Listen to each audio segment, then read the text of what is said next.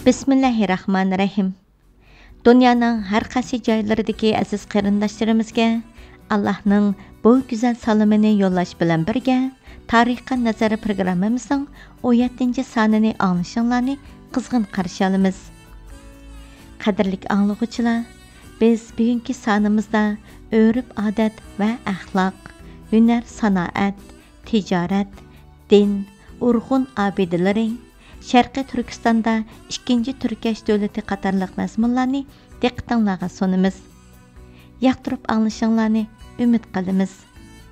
Mikrofon oldida qarindishinglar Qahira Qadiri.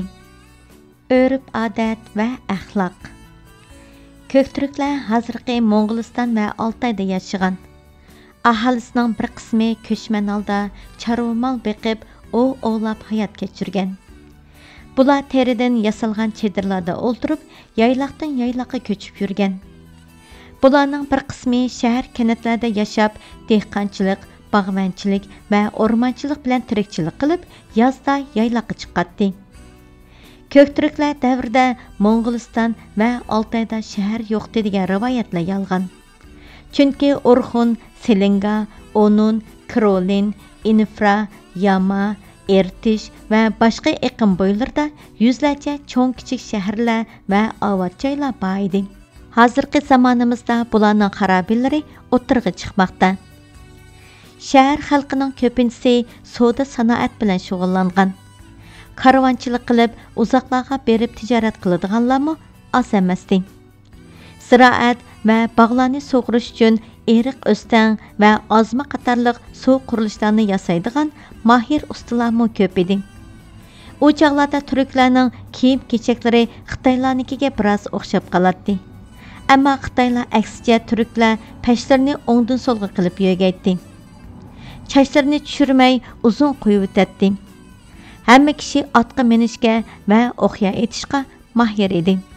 Turklarning kaskin qilishlari, hayvon mo'ngizidan yasagan o'qyallari va isqirtqandek ovoz chiqaradigan o'qlarning tanqi har tarafga tarqalgan edi. Oltin, kumush va qimmat baholiq toshlar bilan zinnatlangan zira munchoq qo'llanadi. Qimiz va arpa harqi ichadi. Ko'k turklar jangovar tabiatlik bo'lishi bilan tang insonparvar va rahimdil edi. Shu chaqlardagi Asur va Kildan degan millatlarning zafar obidalarida yozilgan xotirlardan o'zlarining vahshiylarcha yurgizgan qat'iam, bulang-talang va buzush, yo'qotish qatorli harakatlarini faxrlangan holda yozib qoldirganligini ko'ramiz.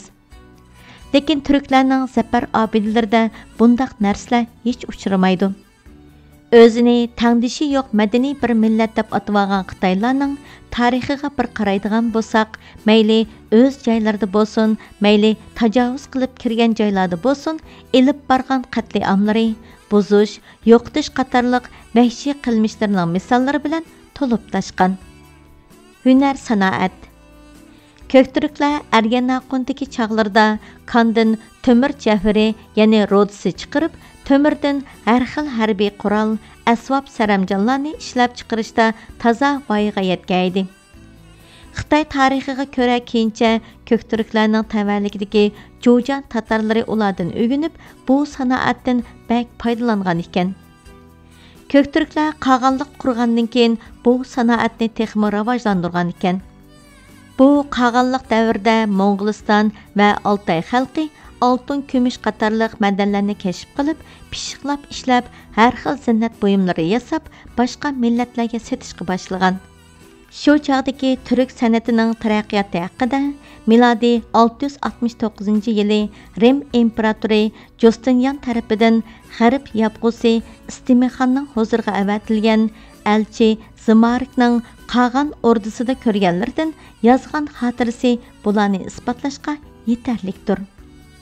U xotirasida mundaq deb yozgan: Turk yurtlaridagi oltindan yasalgan narsalarning nozikligi, chiroylikligi va san'atdagi ustunligi Rim imperatorligida yasalganlardan hech qilishmaydi. Men Istimixonning bir qancha ordisidagi oltin buyumlarning ko'pligiga hayron qoldim. Meni Istimixon tantanlik bir murosim bilan huzuriga qabul qildi. Ordisi butunlay yipak silcha, yipak ko'rpa yostiq va yipak pardalar bilan zinnatlangan. Isitimi xon meni bu ordida oltin taxtida o'ltirib qabul qildi. Ordining hashamatlik bezilishi Rim imperator saroylarininkidan qilishmaydi. Bu yerda bir necha qumg'on ko'rdim. Bu qumg'onlarning ustiga nihoyatda chiroyli naqish va rasmlar bakmo ustalik bilan uyulgan. Ordining to'riklarining hammasi oltin bilan qoplangan. O'ttirda 4 oltin to'z qushi ustiga o'rnatilgan g'oyat hashamatlik bir oltin taxt turadi. Ordidagi oltin qachi qumishlarni, qimmat baholiq bisat saramjonlarni va oltin ko'mishdan yasalgan hayvon suratlarini hayronlik bilan tomosha qildim. Turklarning bu xil madan mahsulotlaridan yasagan har xil asbob, qurol yaroq va boshqa jabduqlarni turk yurtlarining boshqa joylaridami ko'p uchratdim. Tijorat. Ko'ktürk zamonasida turklarning tijorat ishlari eng taraqqiy qilgan davr edi.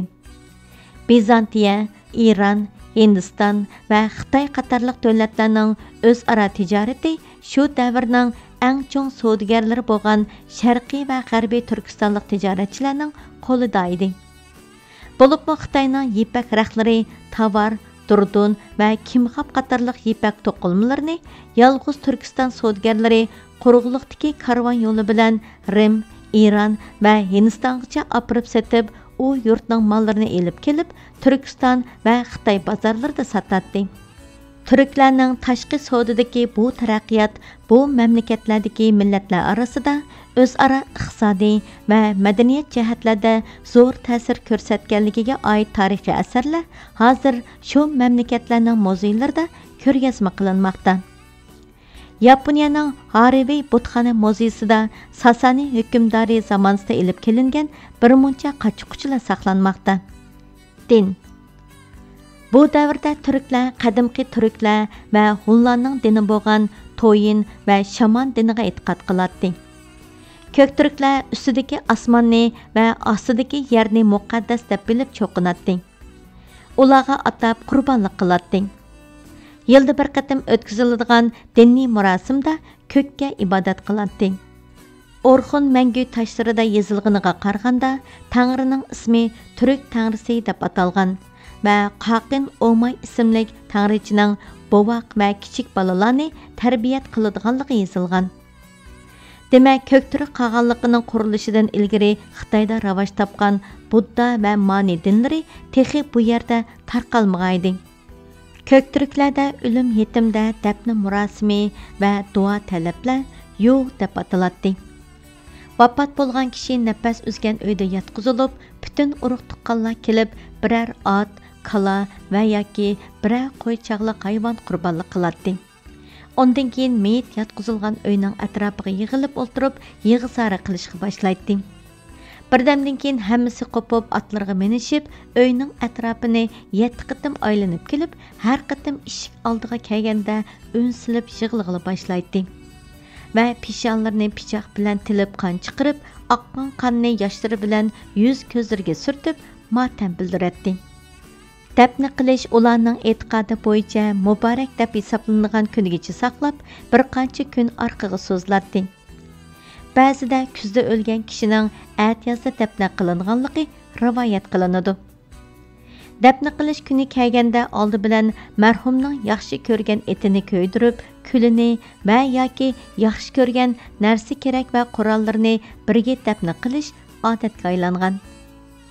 Dafn murosimi oyoqlashgandan keyin murosimga hozir bo'lganlar to'plashib, qabr atrofida 7 yoki 9 aylanib qurbonlik qilish bilan birga murosim oxirlashadi. Marhum hayotida qancha dushman o'ldirgan bo'lsa, shuncha tosh va yoki balbal deb atalgan beshi yo'q odam haykalini qabr atrofiga tizib qo'yadi. Orxun obidalari. Ko'kturklar zamonasida Sharq, ya'ni Mo'g'uliston turklari o'z tarixiy hodisalarini toshqa, munarga va tosh damlarga o'yib yozib, yodgor qilib qo'yish odati avj olg'aydi. Bu yodgorliklar, obidalar, ya'ni mangu toshlar ko'ktürklarning tarixini bizga yetkazgandan boshqa, shu chog'dagi turk tilining taraqqiy qilib, nihoyatda ustun bir adabiy saviyaga yetganligini ko'rsatdi. Bu mangu toshlarning bugungacha tepilganlardan muhimroq bo'lganlari Shimoliy Mo'g'ulistondagi O'rg'un daryosining Ko'ni iqini bo'yidagi Xo'shut saydam yanida 1 kilometr ariqda tepilgan ikki mashhur mangu toshdir. Bularning biri milodiy 732-yili vafot bo'lgan mashhur Kultegin mangu toshi bo'lib, milodiy 732-yili tiklangan. İkincisi miladi 734-yili vafot bo'lgan Bilgi Qag'an mangu toshi bo'lib, miladi 735-yili tiklangan. Bu mangu toshlarning 4 temiga hozir O'rg'un elifbasi deb nom berilgan qadimgi turk elifbasi bilan turkcha xotiralar tosh qo'yib yozilgan. Bu yozma yodgorliklarning ko'pragi Qag'anning o'z og'zidan yozilgan bo'lsa-mu, bir qismi Qag'am jamiyatidan bo'lgan Ulug' Teginning og'zidan yozilganligi bilinmoqda. Bu yozma yodgorliklarda Sharqiy Ko'ktürk davlatining Xitoylar tarafidan keyingi istilo davrida Xitoylarning zulm va kamsitishlari, shu chog'dagi ba'zi turk baglari va boylarning umumiy turk millatiga qilgan xiyonatkorliklari va undan keyin Iltirish Qag'anning qanday qilib bu davlatni qutqizib, yangidan qurib chiqqanligi g'oyat jonliq va ta'sirli iboralar bilan yozib qoldirilgan. Bulardan bir qismi Xitoycha yozilgan. Bu Xitoycha qismi shu chaqda Ko'ktürk qag'anligiga boj seliq to'lab tava bo'lib turgan Chin imperatori Xuanzongning og'zidan yozilgan ta'ziyanoma va madiladan iborat. Şimal tarafdagi mangu toshlardan ikkisiga yozilgani bo'lsa, Iltirish Qag'an, Bilge Qag'an va Qappag'an Qag'anga vazir bo'lgan Tonyoquq Bag'ning og'zidan yozilgan. Bulardan boshqa yana bir qancha mangu toshlar tepildi. Bularning hammasi olimlar tarafidan o'qib yechib chiqildi. Bu yozma yodgorliklarning tarixiy qiymatidan adabiy qiymati texmi cho'ngroq. Bu mangu toshlardagi xatlarning ba'zilari buzilib o'chib ketgan bo'lsa-mu, ko'p qismi o'z peticha saqlanib qolgan. Bulardan ikki parchasini asli turk bo'lgan Finlandiyalik sayohatchi olim o'z yurtiga elib ketib, Helsinki shahridagi Milliy muzeyga qo'ygan. Bulardan bir qancha nusxasini topdim. İnşallah o'z lahjamiz bilan nashr qilaman. Sharqiy Turkistonda 2-Turkash davlati. Yuqorida so'zlab o'tganimizda Qutlug' Ko'ktürk Qag'ani Qappag'an Qag'an milodi 711-yili Turkash jamiyati davlatini yiqitgandan keyin bu davlat qaramog'idagi boshqa har qaysi qabilalar ayrilib, to'p-to'g'ri Qag'anning oliy hokimiyatiga tava bo'ldi. Bu o'tirda Turkash qabilasiga Suluxan qabila boshlig'i bo'ldi. Suluxan qabiliyatli qahramon bir kishi bo'lib, Qag'anga sodiq ko'rinib, asta-asta atrofidagi burunqi Turkash davlatiga tava bo'lib turgan qabilalarni o'ziga qaratdi va qisqagina zaman ichida ta'sir doirasini kengaytdi. Bu vaziyat Qappag'an Qag'anning vafotiga to'g'ri keldi va milodiy 716-yili Qappag'an Qag'an vafot bo'lgandan keyin Suluxan mustaqillik e'lon qildi. Bu chaqlarda Quju va 6 shaharga hujum qilayotgan Xitoylarni mag'lub qilib, bu joylardagi xalqni Xitoy asorati xavfidan saqlab qoldi. Bilge Qag'an va Kultegin Suluq Qag'anni o'ziga bo'ysundirish uchun uzun muddat urush qilgan bo'lsa-mu, muvaffaq bo'lolmadi. Hijriy 97-yili Suluq Qag'an arablar bilan urushmaslik kelishimi imzoladi. Tibetliklar bilanmi Xitoyga birlikda qarshi turish haqida kelishim imzoladi. Shuning bilan Suluq Qag'an Xitoylarning qo'rqadigan dushmani bo'lib qoldi. Xitoy davlati bo'lsa, har fursatda Suluq Qag'anga do'stlik izhor qilib turadi. Suluq Qag'an buning bir samimiy do'stlik ifodasi bo'lmasdan, majburiyat ostida qilinayotgan munofiqlik ekanligini bilib, ko'rinishda do'stlik ko'rsatib, parda orqasida Xitoylarga har vaqt qiyinchilik paydo qilishdan hech tortinmaydi. Qadrli anglovchilar, Shunda qilib vaqt munosabati bilan bugungi tarixiy nazar programmamizning 17 soni mush yerda oxirlashdi. Ko'ngil qo'yib anglaganinglarga rahmat. Kelak sonda ko'rishguncha sizlarni Janobi Allohga topshiramiz. Alloh amonat.